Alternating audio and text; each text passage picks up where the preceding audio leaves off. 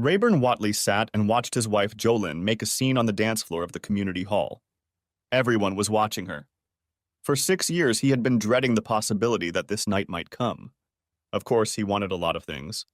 Jolyn was a beautiful, energetic woman. For 6 years, their social life had been limited to what they could do together or with their two boys.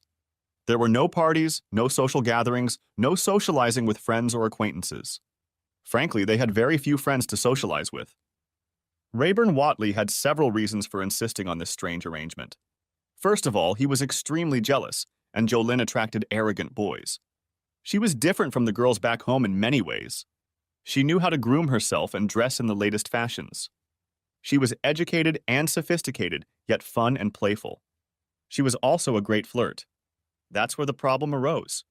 Why would a jealous man marry a woman who likes to tease and flirt with everyone he meets? Rayburn kept his wife on a short leash. Their son Brian had just turned 5, and Tyson was almost 4.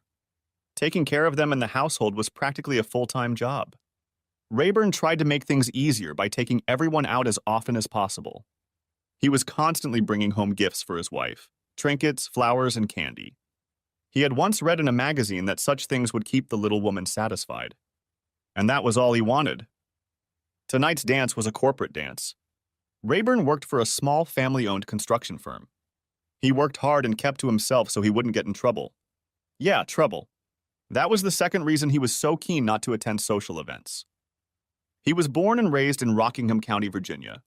It was the extreme western part of the state, and if you walked another half-mile, you would be in West Virginia.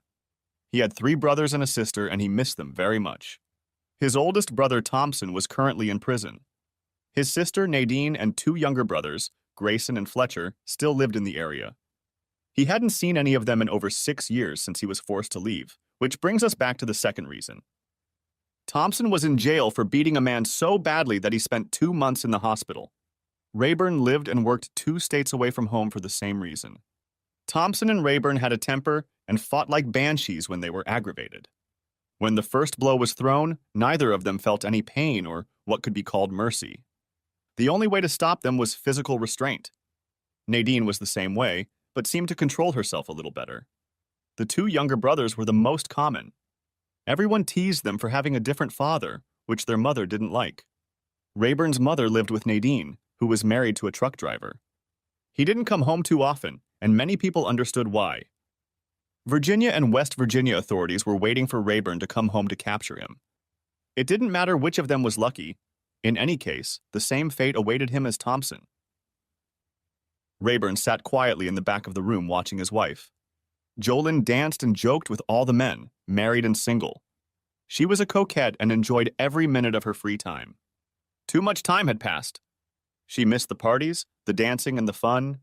She was glad Rayburn had taken her along, but resented him for not doing it more often. She was on edge, making up for lost time. It had been a good night for Jolyn. As the night wore on, things got looser and looser. Rayburn watched as the boys began to slowly fondle his wife. They seemed to be testing to what limits they could reach with her. For the most part, she held them back and was good-natured about it. Most of the time. Benny Cordetti was one of the co-owners of Brightbill Enterprises. He was a loud, arrogant goon whom Rayburn disliked but tolerated because he was the boss. It was important not only to make a living, but to keep a low profile. As the night waned, Benny began to get more creative and adventurous with his hands. It was a slow dance, and Benny had both hands around Jolyn's ass. She didn't protest and just kept dancing as if nothing was happening. Rayburn clutched the empty long-necked bottle as hard as he could, but there was no way it was going to break. Jumping up, Rayburn hurled the bottle across the room directly at his boss. Fortunately, it hit Cordetti's shoulder and not Jolyn's. The force of the blow was enough to make the large man fall to one knee and start cursing. Jolyn turned around just in time to see her husband grab his partner and start dragging him across the room. He got into position to start beating the asshole who dared to grope his wife, but never got around to it. The 3 guys grabbed Rayburn and pulled them away from each other. "What the hell are you doing, you idiot?" shouted Cordetti, picking himself up off the floor. "You touch my wife again, you fat bastard, and I'll rip your head off." "We just danced. We danced all night. A lot of guys danced with her." "Yeah, but none of them felt her ass while they were doing it." I had no problem letting people dance with her, but I won't allow it any further than that. You crossed the line.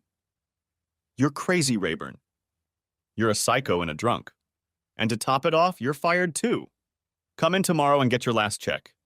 Kick that bum out! Jolene stood with her mouth open. She had never seen her husband in such a state. She had no idea what had caused all this. Up until now, she had envisioned him as a caring, loving husband. She'd noticed him getting a little upset when she flirted, but never anything like this, in 6 years. Rayburn looked at his wife for some encouragement, but saw none and was escorted out. 10 minutes later, he was home. He paid the babysitter and laid down on the couch. He wasn't drunk. He knew he was better, and he'd had enough to drink overnight. He sat in the dark living room. The only light came from the kitchen. He realized that someone had given his wife a ride home when he heard the car door slam. He didn't look to see who it was. Was it Benny? Thank you for making this night unforgettable. I've never been so humbled. Thank you so much, Rayburn. She tossed the pack on the chair and noticed her husband didn't say anything back to her. Did you hear me? Are you awake or are you so drunk you can't think straight? I'm fine, I see you made it home. No thanks to you. Rayburn didn't feel like arguing with her. He was sitting here because he didn't want to be in bed when she got home if she did. By the way, I gave you your job back. Come back tomorrow as usual. What the hell did you do? Did you sleep with him so he'd give me my job back? As soon as the words left his mouth, he regretted saying them, but it was too late. Hell no. I gave him a blowjob so he'd give you your job back. I had sex with him because I wanted to. Jolene was beyond furious as she slammed the bedroom door shut. Her words hurt him more than anything else in his entire life.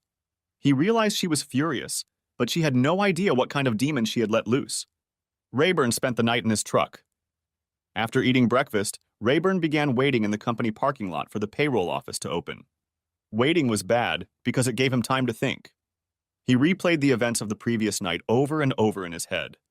He always stopped when he got to Jolene's confession or whatever it was. Hell no. I gave him a blowjob so he'd give you your job back. I had sex with him because I wanted to. He watched as Benny Cordetti drove up in his black Cadillac. Damn, nobody drove those anymore.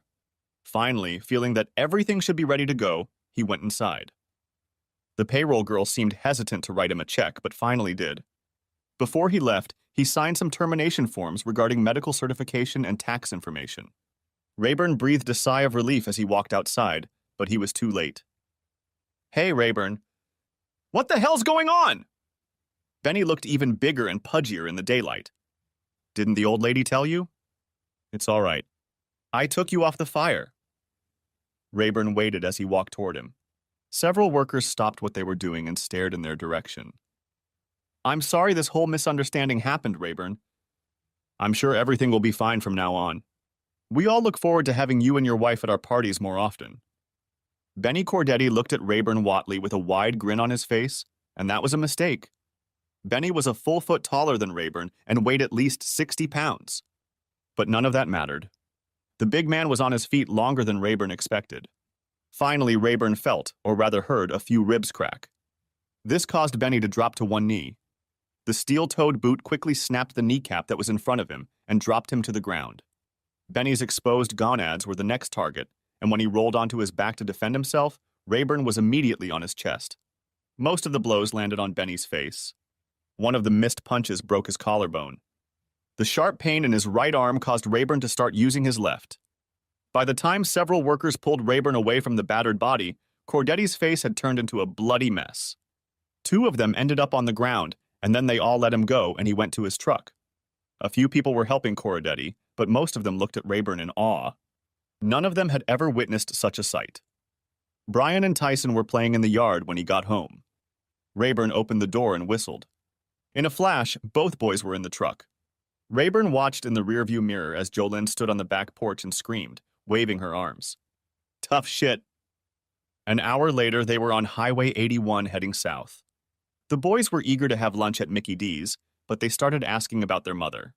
Rayburn tried to change the subject by telling them about the good time they would have at Aunt Nadine's. Rayburn stopped by Nadine, who immediately sent him to Fletcher. He had just gotten married and rented a house that was twice the size he needed to make his new bride happy. She had a 4-year-old son from a previous marriage, so everything worked out well. Fletcher and Grayson worked in Arlington. They usually left Monday morning and returned Friday night. It wasn't the best situation, but it was a good, steady job. Nadine and Fletcher's wife, Garnet, spent most of the evening with Rayburn. Nadine had a lot of free time and was going to drive down to Pennsylvania and pick up all the clothes and toys for the boy. Rayburn laughed when she volunteered so quickly. If anyone could handle Jolyn, it was Nadine. She was mean, tough, and nasty as hell. Rayburn could never understand how she managed to get a man to marry her. He thought she must have intimidated him, or he had a wooden leg and couldn't escape. She wasn't amused when he talked about it. Nadine insisted that Roger had married her because of her looks and pleasant character. Then she always laughed at her own joke. She left at first light and reached home by lunchtime. "Who the hell are you?" Jolyn still wasn't dressed. It was obvious she had been crying. "I hate to say it, but in this case it's true. I am your worst nightmare." "Oh, shit. What now?" "I can't take it anymore." Nadine watched as Jolyn walked slowly into the living room and sank down on the couch. "I'm Nadine, Rayburn's older sister. I promise not to hurt you, but I won't put up with any nonsense either. Understood?" "No." "I don't understand. You are in my house and you are not my master. As long as you're in my house, I'll do and say whatever I want. I don't care if you like it or not." Suddenly, Nadine realized why Rayburn had married this woman. She looked like a Barbie doll, but she had balls. She couldn't understand how she and Rayburn hadn't beaten themselves to death over the past 6 years. If any woman talked to Rayburn like that, he'd punch her in the face, whether she was a woman or not. Apparently, Rayburn never gave this woman any slack. "Jolyn, do you have anything we could eat for lunch?" "I haven't had breakfast today." "Yes. Come into the kitchen. I can whip something up real quick. Would you like some coffee?" "I'd rather have a Coke if you have one." For several minutes, neither woman spoke. Nadine sat, Jolyn served, and then sat down. "Where the hell is my husband?" "Why do you care?" "He is my husband and he has my children." "Where are my children?" "With your husband. They are safe and having a good time." "Where the hell is it?" "This is my house. Stop playing cute word games with me." "They live in Rockingham County." "Why?" "Because if he had stayed, he probably would have killed you." "Why the hell does he want to kill me?" "Because you cheated on him. No Watley man would tolerate that."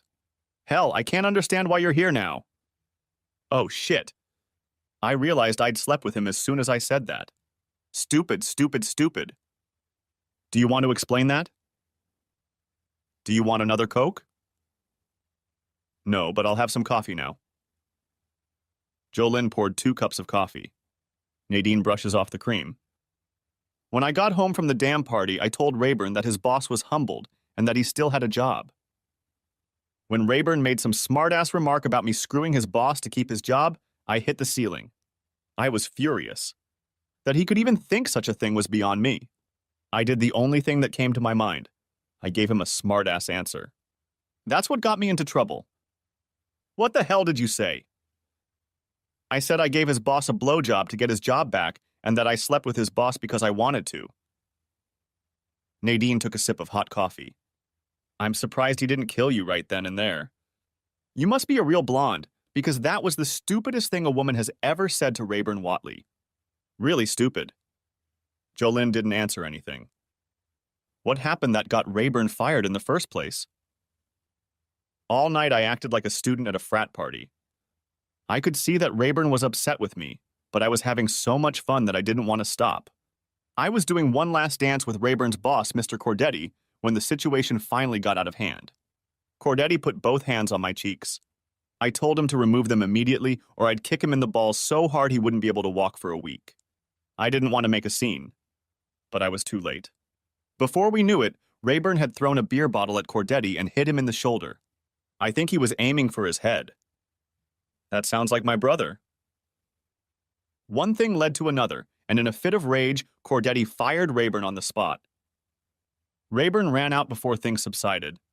I spoke to Mr. Cordetti for about 10 minutes, and he admitted that it was a bad move on his part and that Rayburn was justified in what he did. He said he could keep his job and apologize to me. He also asked me to apologize to Rayburn for him. I didn't have that opportunity. So you never had sex with that Cordetti guy? Hell no. There's no way I'm thinking about cheating on Rayburn. Why did you say that? Because I was furious. He just accused me of being a slut. I wouldn't tolerate that kind of shit from anyone, including him. Before I knew it, my mouth was spewing all that shit and there was no way to take it back. The only person who slept with him that night was me. I did it for me. Me and my big mouth. Jolyn gathered up the empty cups. She seemed to be crying, or at least her eyes were watering. What are you going to do now? I don't. Do you have any suggestions? You seem to know a lot more about Rayburn than I do. Did you know he's wanted by the law in 2 states? What? No, I didn't know that. What the hell did he do? Damn, girl. That's a dumb question. What did he do to Benny Cordetti yesterday morning? Oh, God. No. Cordetti won't be out of the hospital for at least 3 weeks. This is the Rayburn we all love and adore. For a few minutes, both women sat in silence. He can't come back here, can he? No. He can't stay there either? That's right. What the hell are we supposed to do? What do you mean, we? You're not among Rayburn's favorites right now. Oh, shit. He doesn't know the truth. There's no way he knows what really happened. Shit, I'm in trouble again. Look, Jolyn, it was very interesting to meet you. I enjoyed the lunch and conversation, but now I need to get the baby's things and hit the road. Can I come with you? Hell no. Are you trying to get me killed? May I have your phone number? I can handle it, but don't expect me to take sides. Rayburn is my brother. Blood comes first. We have money in the bank that we've been saving to buy a house. Rayburn needs money? I can get it for him. He's fine. He's with his family. He doesn't need anything. Hold on to that money. You might need it. 2 hours later, Nadine was on the road, heading south. She had to be home in time for dinner. In the evening, there was a big family gathering. Nadine told Rayburn what Jolyn had told her, but he didn't believe it. Until she proved otherwise, he would assume that what she had said first, in the heat of anger, was true. The story she'd told Nadine was a far-fetched cover-up. The main problem was what he should do next. He couldn't stay where he was, and he couldn't go back to Pennsylvania. Fletcher had a friend who owned a company that built yuppie log cabins in Winchester, Tennessee. A quick phone call and one problem was solved. Garnet was going to keep Brian and Tyson at his place until Rayburn found a place to live. Garnet was making great grits. Nadine was going to bring them over, help Rayburn set up the house, and find some babysitting for the boys while Rayburn worked. Rayburn wasn't going to leave until Monday morning, so he had a whole weekend to spend with his family. Although Rayburn tried his best to get home without anyone finding out, he failed. Someone recognized him, and it didn't take long for it to be known. It never reached the ears of the law, but it did interest several people. Rayburn Whatley was a local legend. Anyone who wanted to be a badass could make a quick reputation for themselves if they overpowered Rayburn. It was like westerns about young gunslingers challenging the more experienced ones, only this time there were no 6-shooter pistols. Besides, Jolyn Whatley had spent all day driving to find her husband and deal with him. The longer she drove, the angrier she got. By the time she reached Rockingham County, she was furious. The Whatley family set up in the house with plenty of cold beer and 2 grills with ribs and hamburgers. The plan was to remain inconspicuous and enjoy the weekend. All was well until the first phone call. Fletcher answered the phone. When he hung up, he laughed, attracting everyone's attention. Damn it, Fletch! What the hell's so funny? Nadine was the first to enter the conversation. He chuckled slightly before he spoke. Danny at the gristmill bar said there was just a pissed-off blonde woman there demanding to know where she could find Rayburn Whatley. Apparently, she's been going around all the bars trying to find her husband and is being very loud about it. He said she seems to be acting obnoxious on purpose to lure you in. Nadine, does that sound like something my wife would do? Nadine couldn't keep from laughing. Damn right.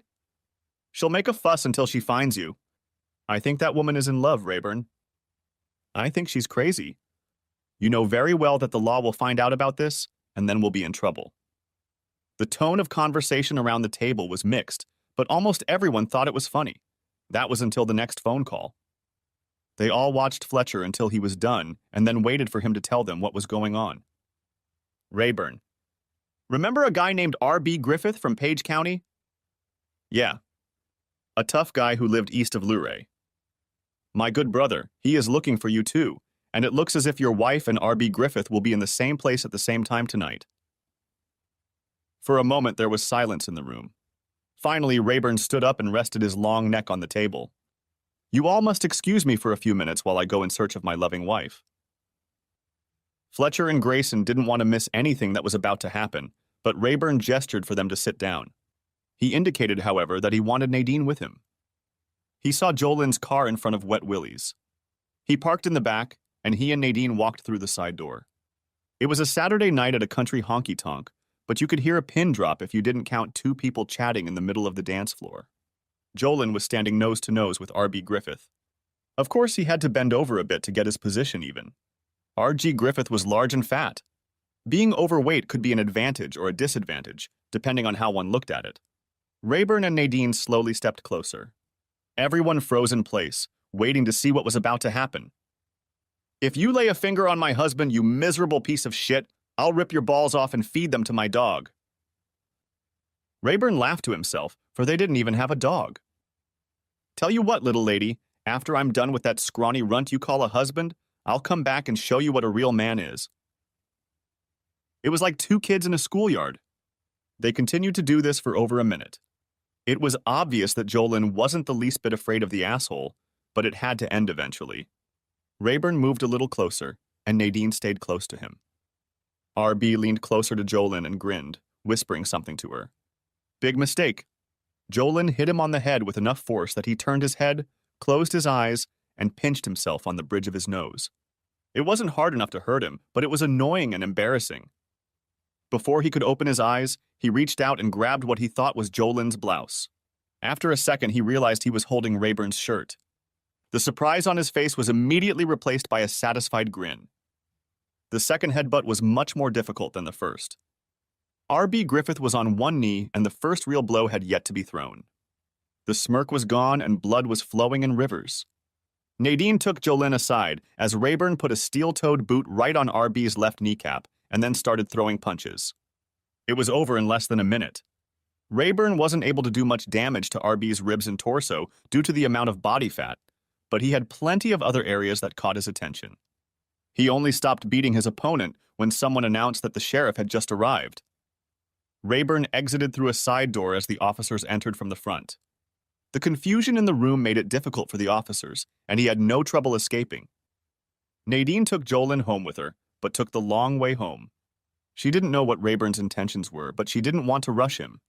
By the time they reached home, Rayburn had packed his things and was on his way to Tennessee. Jolene was furious.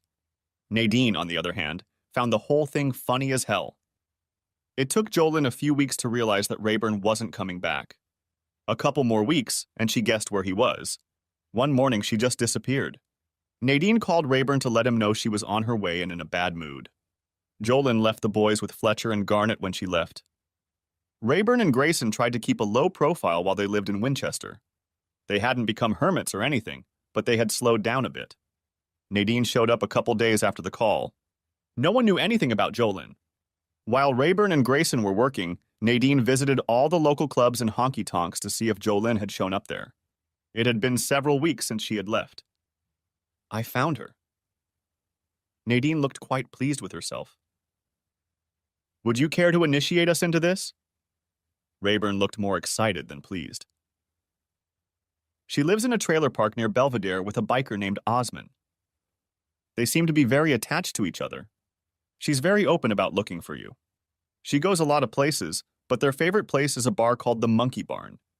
Osman works as a trainer at a gym in downtown Winchester. He considers himself a badass and a biker, even though he's not affiliated with it. That's good to hear, but what am I supposed to do now? Brother, you're going to have to talk to her someday. And you better do it now. Grayson placed 3 long necks on the table. Rayburn, Grayson, and Nadine sat off to the side. The monkey barn wasn't that big, but it was crowded. They didn't try to hide, and it worked for them. Jolin showed up with a big guy who must have been Osman. He was big and strong. No beer belly on this guy. She was all over him, which tended to piss Rayburn off. After 10 minutes, she finally noticed him, and her attention shifted to Osman. Now that she knew he was here, she was doing this to aggravate him. And it was working. Jolin looked over to the bar and grabbed 3 beers. Osman just stood at the other end of the room and watched her walk toward him. "Well, if it isn't my husband and his loving family. It's a surprise to catch you here." She set a beer in front of each of them. "What do you want, Jolin? Why do you insist on following me even though you know I don't want you?" "You know what I want? I'm your wife. I want us to be together again. You and me and the kids. That's what I want. If that's true, what the hell are you doing with that biker?" "He's not a wishy-washy kind of guy. He's a real man. I needed a place to stay while I looked for you, and he had a spare room." "I suppose you share his bed too?" Rayburn took it as a question. "It's none of your dog's business. If you were fulfilling your duties as a husband, it wouldn't be necessary." For a few seconds, no one said anything. "How are my children, Nadine? Is Garnet still taking care of them for me?" But there was still no response. Finally, she got angry and went back to her new friend. It was quiet for a while. They decided to finish their beer and leave. They saw everything they wanted to see. And that's when everything turned to shit. As they rose from their chairs, Rayburn seemed to stumble. He was a little agitated and had trouble walking or even standing. Nadine and Grayson didn't notice this. He was still agile, but not as agile as usual. They never made it to the door. Osman bumped into Rayburn as he walked by, and the next moment he was already punching him. Nadine and Grayson were completely confused. This had never happened before. Rayburn didn't fight back. Osman beat him until he fell down and then started kicking him with his legs. Finally, Nadine got into the fight to protect her brother. Nadine looked over and saw a smiling Jolin. Jolin was actually laughing as she and Osmani jumped out the door. Grayson insisted that the hospital perform a full toxicology analysis on his brother. There was no doubt that he had been drugged, and the police were immediately notified. The injuries turned out to be quite serious, and Rayburn spent 5 days in hospital. The police never found Osman or Jolin. Rayburn and Nadine returned to West Virginia so he could recover. For some reason, local law enforcement on both sides of the state line didn't bother him. Exercise was never a part of Rayburn's life. His zero-fat physique and muscular figure were natural, complemented by hard work. Now things had changed. Nadine quickly realized that therapy and exercise were essential to Rayburn's recovery and made sure he was getting both. Fortunately, there were no serious problems. Within a few months, he was back to normal or even better. He was ready to go back to Winchester when they got the call. "Grayson, what's going on, bro?" "A little news I thought you might be interested in. It seems that Osman and your wife left for Sturgis this morning. They are traveling on his motorcycle, so I imagine it will take about 3 days." "They were there in Winchester?" "No. After the trouble at the monkey barn, they moved to Chattanooga. That's why we couldn't find them. He was bragging to some old friends in town, and that's how I found out about their trip." "What the hell was he bragging about?" "The beating? He claims he's the only one who could take Rayburn Watley." "Well, that sucks. It gets even worse. He also claims to have kidnapped your wife." That's when Nadine stepped in. "I'll have the truck packed and ready in an hour. Rayburn, drop the boys off at Garnet's and be back here in 10 minutes, no more. We've got a long trip ahead of us." It took them exactly 24 hours to cover the 1,600 miles. Nadine managed to get a room in Deadwood. It was close enough for what they needed to do. It was simply impossible to compete with a crowd of 500,000 people. They spent most of the first day sleeping and recuperating. They had no idea where to begin their search or how to conduct it. Since most of the city was closed off to all traffic except motorcycles, they had to walk almost everywhere. Nadine thought it was funny, but it made Rayburn angry. They had spent 10 hours searching the first day, but had gotten nowhere. The second day did not start any better. They decided to split up and keep in touch by cell phones. It was about 4 o'clock in the afternoon when he found Osman. He and Jolin were partying in noisy company in the middle of a crowded beer hall. He called Nadine and let her know where he was. Rayburn watched his wife and her new man for about 10 minutes and then slowly made his way through the crowd. If he tried to start something inside, he would be quickly stopped. He had to take it outside, where he would have a chance. He was already 10 feet from their table when Jolin saw him. "Oh, shit!"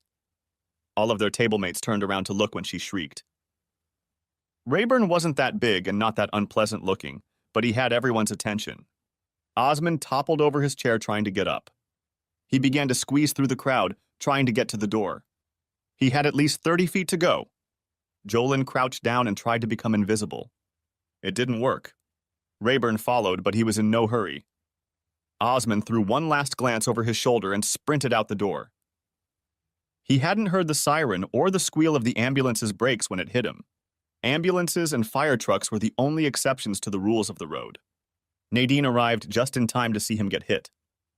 By now there was a commotion, and Jolin didn't immediately find herself kneeling next to her escort. The medics immediately attended to the problem, but she was still looking around the crowd for Rayburn. Then she noticed Nadine beside her. She had to make a choice, and she slipped through the crowd in confusion. Nadine followed her as she disappeared into the RV and bus parking lot. Osmond was struck square by an ambulance, resulting in 2 broken legs. Rayburn watched calmly as the ambulance crew loaded Osmond into the back of the ambulance with another patient. He was amazed that they could fit 2 stretchers in there at once. It had been a long drive here, and he hadn't even had time to fire a single shot. 10 minutes later, Nadine returned. "You lost her?" "No!" "Are you going to tell me what's going on?" "Not until I have a cold beer." As they entered the beer tent, she giggled. Nadine didn't like to giggle, so it seemed a little odd. "Your wife was thrashing around the parking lot trying to find someone to let her into one of the cars." Most of them were empty. Finally, she found a couple guys who apparently agreed to let her hide in their bus. I waved to one of them and he approached with a smirk on his face. It wasn't what he was expecting, however. My Spanish sucked, but I ended up giving him $800 if he would agree to take Jolin with him when they left. Nadine finished half of the long neck in one gulp. "Where were they headed?" "I don't know." "Didn't ask. But the emblem on the bus said Diablos de Juarez." We both laughed at that. "By the way, you owe me $800. When we returned, a big red Freightliner was parked outside the motel. Nadine had kept Roger informed of our whereabouts, but she hadn't expected him to show up. I left Nadine and Roger to use the room and found the Deadwood Legends Steakhouse myself. I ordered a large ribeye but couldn't finish it. When I got back, my sister and her husband were still in the room, so I made myself comfortable in the pickup and tried to catch a few moments of sleep. He didn't seem too afraid of her. A knock on the truck window woke me from a light doze. I thought Nadine and Roger were done, but I was wrong. It was a 20-year-old girl dressed like a biker girl. "I'm not interested. Go to the truck stop a quarter mile down the road." "I'm not a prostitute, damn it." "I just want to ask you a question." I think I pissed her off. "What?" "I see you have Virginia plates on your truck. Are you going back there?" "Yes." "I need a ride to Harrisonburg."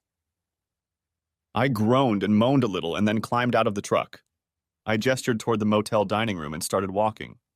She picked up her backpack and followed me. "Would you like some coffee?" I got a nod, but no more than that. As the waitress started to approach the table, she leaned over and whispered, "Can I have a burger too?" I added a large plate of fries to my order and then introduced myself. "My name is Rayburn." "What's yours?" "Wanda.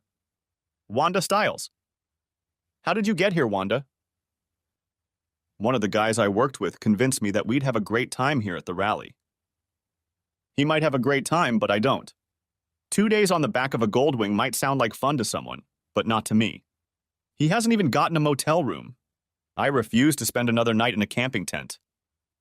"That's it?" "No!"